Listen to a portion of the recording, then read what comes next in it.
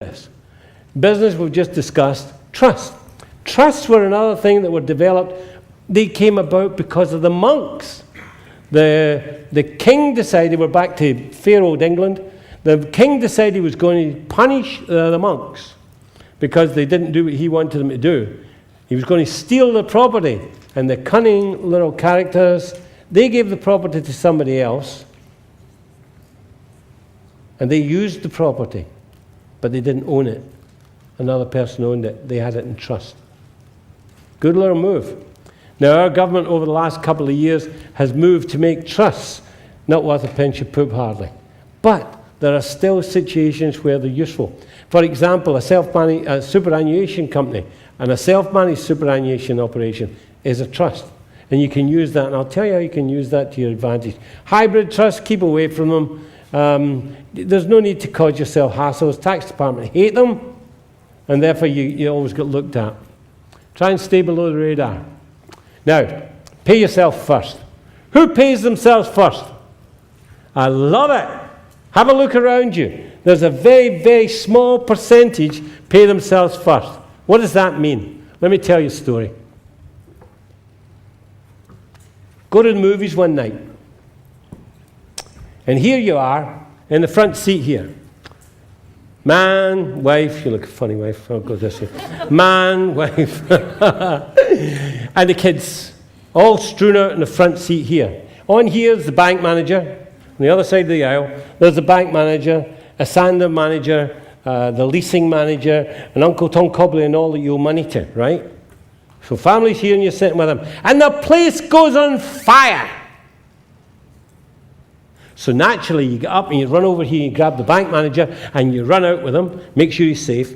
And you run back in, and you get the Asanda manager, and you run out here and make sure he's safe. And the place is billowing with smoke, going on fire, and the family are still sitting there. Then you pick the other people you owe money to, and you run out with them. Is that what you do? Is it? In point of fact, it is what you do. Because you take care of them, and you don't take care of them. When you pay yourself first before you pay them, you're taking care of them first and not them. So you should take 10% of your income and you should make sure it's locked up and you can't use it. That should be your long-term safeguard. But most people don't do it because, it'll never happen, won't it? 1929, they were jumping out of windows because it'll never happen. Pay yourself first. It's about preparation. It's about being prepared. You know a funny thing happens? When you pay yourself first, you suddenly find that your budgeting skills improve. I took my wife. I was speaking at a seminar in Honolulu. And May doesn't often come because, I said, I'm going to Fiji. You come? No, don't do third world countries. I'm going to Indonesia, you coming? Are you joking? Going to China, don't do communist countries. I'm going to Hawaii. Why didn't you ask sooner? So we're off to Hawaii, and she actually sits in the seminar. And she audits this seminar by a guy called Jim Robinson. And Jim was talking about what you need to do to really budget well. And it made such an impression on me that she decided she'd actually try it. And one of Jim's lines was, get yourself a notebook and write down every single halfpenny that you spend. Everything. Don't miss anything. And then look up at the end of the month, and look at where you've spent the money and how you spent the money. And you will be flabbergasted. Right? And as an aside to that story, because she sat in with Jim, we're flying out of Hawaii and we're just climbing out and settling down. You know how you are after the takeoff. You're just relaxing, getting yourself ready to have a sleep or whatever. She leans over and she taps me in the knee and she says to me, I'm so sorry. For what? She says, I now know what you've been trying to do over these last 30 years. She says, I've just circumvented you every turn. No, you haven't. You think you've circumvented me. What do you mean? Well, would you like to see what net worth is? Yes. So I sketched out her net worth, passed it across. She looked at this and she said, how did I get my hands on some of that?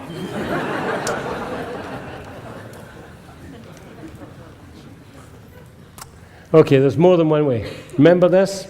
I hope that made an impression on you. You need that $1 million in the bank if you're going to retire in comfort. Because by the time you retire, you especially, the kids in the audience, by the time you retire, the government will not be paying pensions. Won't happen. Scared? Yeah. You need to, anybody know this? Anybody know PPP? In aviation, I've cleaned it up. Pitiful poor planning. And you know what the first P normally is? Poor planning. Pitiful poor planning leads to a pitiful poor performance. So you plan to do the right thing. You plan to get your life in a stage where you are running your money's not running you. Your life will take a different turn. You need to plan now. It's right now. It's no good waiting until you're 65 and saying, I wish I'd done that. Too late. You could be part of the 51, the 55 that are still going to have to work for a living. What a terrible thought. Self-managed funds. This falls into two categories. There are those among us tonight that physically own their own business. If you don't have a self-managed super fund, if your accountant hasn't got you into one, you need to change your accountant today. The benefits of using a self-managed fund are extraordinary when you learn to use it correctly. I'll give you one slight variation to the norm. What normally happens in a self-managed fund, the husband and wife are the two beneficiaries. And if they're young, then the number of dollars that they contribute are small. So you think out the square. So what I used to do was I'd take the husband, and then I'd take his mum and dad if I could, if they were still around, if they were under 70, right? I'd take his mum and dad and I'd make them and him the beneficiaries. I'd get maybe, now I'm out of date in numbers here, okay? But I'd get about 80,000 for each of the parents, so that's 160, and I'd get about 30, depending on his age, for him. So I'd almost get $200,000 where I could slip $200,000 worth into a self-managed fund and only pay 15% tax. Now you do a juxtaposition, you play here, you play with the numbers. You look at your, stop there, remind me where I am because I'm going to come back to it. Don't let me forget. Those of you who are in business, if you have an accountant that puts your books together after the 30th of June, get rid of him. You need your books done, finished as of 30 March. So you can see what the profit level is and you can organize the next thing. You know what the tax department does? They look at the 30th of June and they see if you've done extraordinary big amounts of dollars into something to mitigate the tax. But if you take a 3-month period, they don't look there. Right? You've got to be a little more cunning than them. So 30 March, get them 30 March, your figures done so you can see what the profitability is, so that you can plan for what your situation is going to be when you get to the 30th of June. Right? Now, $200,000. Here's a situation where a guy would maybe get $60,000 with his wife and himself. Whereas if you think laterally, you use him and his parents, $200,000. You use the wife and her parents for another superannuation fund. You get another $200,000. There's almost $500,000 in a company, if you need it, that's only going to pay 5% tax, 15% tax. Good idea? You think out the square. You think, how can I get what I want here? Now, those of you that are PAYE, you could have a self-managed fund. You can get the money into a bank account that you hold the checkbook on, and you can decide where that money is going to be invested instead of some fund manager who doesn't give a stuff about you And they don't care whether you win and lose or draw. They'll still be driving their Aston Martins. Well, a couple of years ago, the super funds had zeros. Anybody have a fund that was returning zero at the end of the year? Yeah, I've seen them. Gee, you could do better than that, couldn't you? If you can't, talk to me and I'll show you how to do that. Make more money. Anybody ever work out? Oh, you did, right? Okay, consolidate your super into one fund. Find your super, get it into the one fund. Every man dog of you can, every man jack of you can do that. Every one of you can do a self-managed fund. You need to think laterally in everything that you do. Ask yourself, how can I best do that? And then the next thing you do, one of the nicest things that you will find coming to these sort of events, two things. The person sitting not next to you, because that's usually a friend, right? But the person next to that, or behind you, or in front of you. You need to build up relationships with one another. You need to build up relationships with the other speakers. You need to buttonhole them anytime, and you'll find that all of them will talk to you.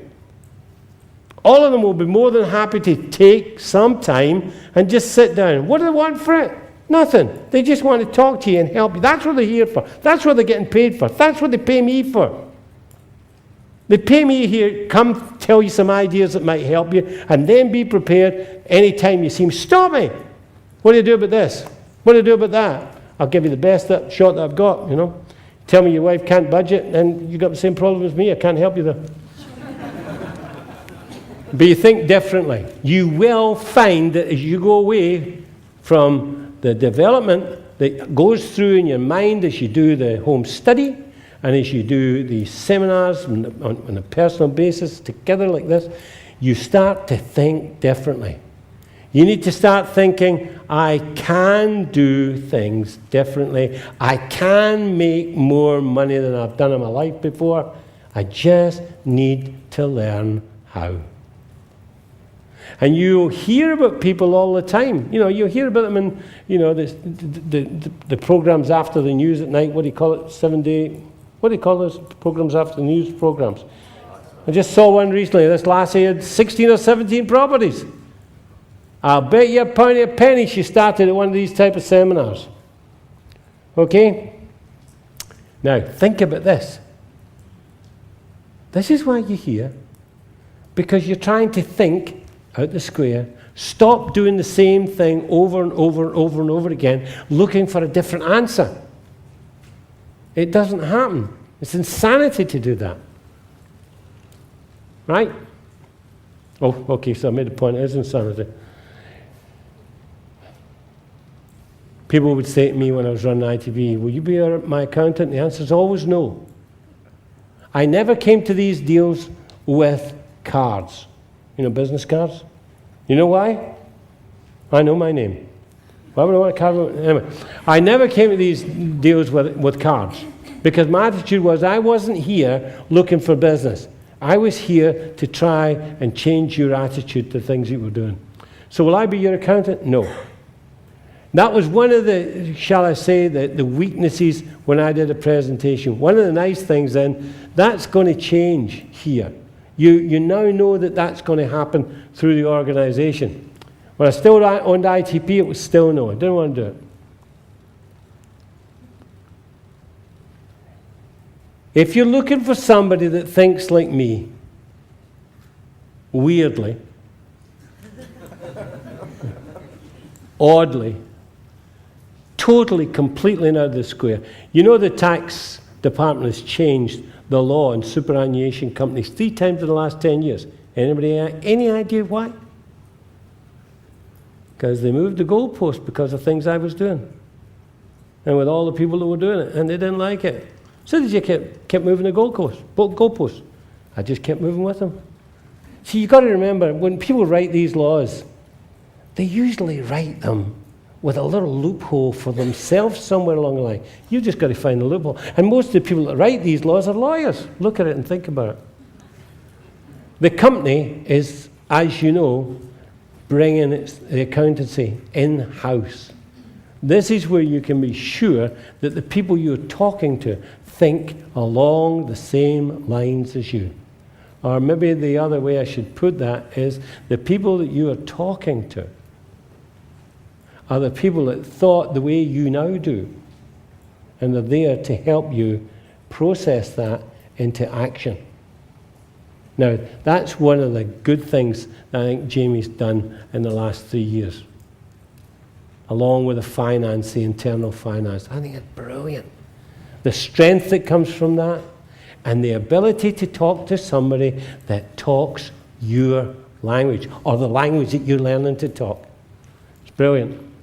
It's brilliant. And you should utilize it as much as you can. But if you don't use the company's one, let me give you another simple piece of advice. Whatever accountant you use, doesn't matter how good he is or how bad he is, because you don't know whether he's good, bad, or indifferent, by the way. Whoever he is, I want you to practice the following phrase. Listen carefully. I'm changing my accountant next year. Say it. I'm changing my accountant next year. Say it. I'm changing my accountant next year. You don't need to. You just need to threaten. And guess what will happen? His fees won't go up. You think I'm joking? You think of any accountant you've been with, the fees for doing the same sort of work just keep on chumping it up each year. And they chump up, and I get really irritated and annoyed at this. When you say to somebody, I don't like your fee, that's expensive. Oh, let me knock it down by $500. All that does is make me angrier. Because they have been screwing me. They've just confirmed it. I'd rather they said, no, that's my fee, take it or leave it. I'd probably take it. But when they confirm that they're just ripping me off, I get really annoyed. So, what are you going to say to your accountant? I'm changing you next year. I'm going to change my accountant next year. Oh, why? Well, I just think we need a change. That's all you need to say. Don't need to be confrontational. Your fees that year will not rise. Do you like that? Any questions? I've taken enough of your time. I can see you're tired. Yes, I'm free and available. A quick one. How much does it cost to set up the self-managed? That varies. The question was, how much does it cost to set up a self-managed fund? Usually about between $800 and $1,200, and then doing it each year, doing the compliance work each year, about the same number. Now, what you find is if you go out the house and do this, you'll find one or two things. The accountant that's going to do it for you will either charge you an exorbitant amount. I told you to remind me to come back to something. You didn't do it. Yeah, I can't get good help nowadays. The accountant is doing it will either charge you like a wounded bull to set it up. And I heard last week on the 17th when I did one of the other seminars for Jamie, somebody said they'd been quoted $3,000 to set up the self-managed fund. So they'll either charge you heavily up front, right? Or they'll keep the upfront price down to make sure they get the compliance work, and then they'll thump you with the compliance. But it should be around $1,000 to set up and $1,000 a year to run. Now, you've got to bear that in mind when you look at where you can earn money and how much you can earn money. And you've got to, learn the rules of running a self-managed fund. And just make it nice and easy. You can't spend the money on yourself, all right? You can't go buy your wife a beautiful fur coat. You can't go buy yourself a Rolls Royce. You can't go buy yourself a house. You've got to keep it in a situation that should make money for you. Okay? Question? Well, you can invest it, sir, but you can't invest it on yourself. The question was, what can you spend it in? Spend it on. You can't spend it on yourself. You can't spend it on items associated with you, right? But if you want to get creative, think about it. More than one way of skin. Learn the rules, and then think, how can I get over, under, round that, through that? But don't meet it head on. Question?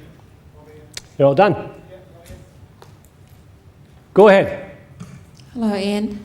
Hi, Sunshine. One of the previous speakers said something about you can now borrow in a self-managed superannuation fund. So You borrow in it. you can borrow money to buy whatever, real estate, or That's excellent. Now, that might have been from with September, or that might have been with the latest raft of changes. And I've got to admit, I haven't even looked at them. Too lazy. I haven't got a shortcut to that yet. I haven't looked. Who else with the hand up over here? Put your hand up if you want to ask a question. Thanks. Go for it. Hi, I just wanted to ask about self-managed super funds for non-residents. Are you a non-resident? I am. I live in the UK now, so I've still Well, got look, super don't here. apologise. It's okay. Who have you got here? Why would you want to do that? How much time do you spend here? None, apart from these 4 days. Just come over to see me, did you? Gee, you wasted your time. I'm not. What do you earn here then? Nothing. I was just from when I was here, the super that I've earned here, it's staying in a okay. fund. Now I'm with you. You're saying, here's the super I've got here. And they cancelled, they used to be able to take that out with you when you left the country. And they changed that. Have you got a good friend here that, you could get her address? The answer's yes, I know. Right. Well, what you do is you set the super fund up, you make it that person's address because that's where you would be, and set the whole thing up, get the money into there, and then invest it somewhere in the UK. Talk to me. Yeah, I think we need to. Thanks. No, I mean I've said you should be able to take from that. Anybody else, sir? To set up a business to buy a home to then live in and rent from the company. A little difficult. They're not difficult. But No, I do that. That's exactly how I am at this. In fact, you see, you've got to be aware to use things when you can. The company can own the business, without a problem. The company can own your personal home. Well, it's not your personal home, it belongs to the company. But you have to pay the rent, and it's got to be market rent, right? You've got to do it right. Now, in point of fact, it's my super fund. How about this? It's my super fund that owns the home that I live in. Now, technically nowadays, I couldn't do that. But I did that yonks ago when it was still okay to do that. And that's the other thing you've got to be aware of. There are times when there's opportunities arise. You need to grab the opportunities before the door of opportunity slams shut on you, right? And that's what I did here. Sorry, supplementary? yeah, the current accountant I'm using says that there's a problem with me being hit up for fringe benefit tax against my personal earnings because There would, renting and claiming it from the government as tax benefit. there would be. There would be. There would be. But again, it's a balancing act. You look at the balancing act. How much is it going to cost me against how much am I saving? But if I pay market rent, am I still up for CGT? Yes. But again, you've got to look at what am I saving? It's a whole balancing act when you're playing with money, right? There you go. You're just 10 minutes too late.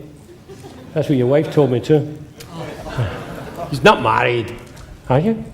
No, right. He's not married. Anyway.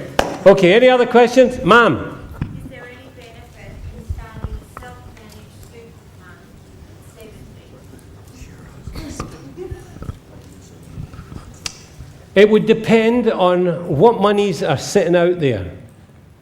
If you wanted, nowadays we live till we're 90. There'd be no reason not to. In fact, one of the nice benefits is they've just changed the law in the super fund so that pension comes out in tax-free. So, there's certain benefits, and you need to go out there and look and see where your money is. Don't let it lie out there. Not when you can control it yourself. Now, if I'm being really pragmatic, and this might answer your question a little more fully. Let us suppose we'll get two young ladies like this, 70-year-old, and they both have identical situations. Now, I told you can't spend the money on yourself, right? But here's, first name? Here's Elizabeth. So Elizabeth and Joan are in the same situation. And so Elizabeth gets a self-managed super fund set up, and she gets all the money she's ever earned in her life into that fund. Joan over here, the other way around, wasn't it? Joan over here does the same thing, but then they get cunning. Can't spend the money on themselves.